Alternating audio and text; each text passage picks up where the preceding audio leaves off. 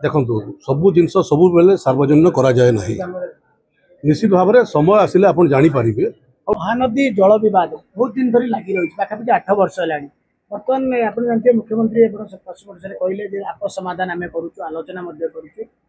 Advocate general से कथा कहते सर्वदलीय बैठक में गोटे कथा समस्ते कहते ट्रिपल इंजिन सरकार अच्छी बर्तमान आम गोटे सुजोग महानदी हूँ ओडिशा जीवन रेखा तेणु आपस समाधान हो जहाँ समाधान बाट बाहर आपस समाधान कौन सरकार भी जना नहीं। मुख्यमंत्री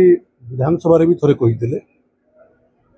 अरुण भाई क्वेश्चन उत्तर से कही संबलपुर जाकि भी कही ये सरकार पूरा चिंतित अच्छी एवं आंतरिकतार सहित चिंतित अच्छी। विगत सरकार ने जो या गोटे नाटक करुले और राजनीतिक रंग देउले जो दिन छत्तीसगढ़ में कांग्रेस सरकार जाइकिरी आसिला भारतीय जनता पार्टी सरकार हारीगला से ही दिन महानदी इश्यूटा सरीगला। तो से माने गोटे राजनीतिक रंग दौले एटाकू किंतु ये सरकार संवेदनशील अच्छी महानदी प्रसंग रे और निश्चित भाव में ये जो आप कहते ट्रिपल इंजिन सरकार ये तीन ही सरकार केंद्र सरकार छत्तीसगढ़ सरकार ओडिशार सरकार ये संवेदनशील अच्छा निश्चित भाव में यार गोटे समाधान रास्ता बाहर।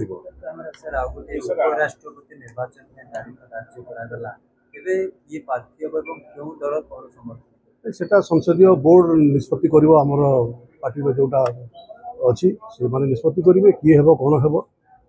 किंतु ओडिसा रे जदि अपन देखबे कांग्रेस और बीजेडी अपन को समर्थन देबे देखो से बेले ठीक समय आपण माने जानि परिबे किए समर्थन करिवो किए विरोध करिवो। सर आ तो करिए से हुआ को बड़ो बिजनेस समय पहुंच जाबो आशा बीजेडी को मागिबे बहुत बिना मागिक तो से समर्थन करूची तो आगामी दिन में भी करिवो से निश्चित भाव में करिवो। जेहेतु आम जिते निर्वाचन को जाऊँ आमर समस्त आमर अधिकार अच्छी कि आम समस्त को भोट मागिबा से बीजेडी सपोर्ट भी करें विरोध भी करें कांग्रेस विरोध भी करें सपोर्ट भी करें समय आसले आप जिन जान सर बर्तमान ये जो अशोक दास निर्देशक से कहते धला चकटा घटना सार्वजनिक रिपोर्ट कर कौन घटना घटला मुख्यमंत्री देले अनुवर्ग देले उन्नयन परिषद तो सार्वजनिक करा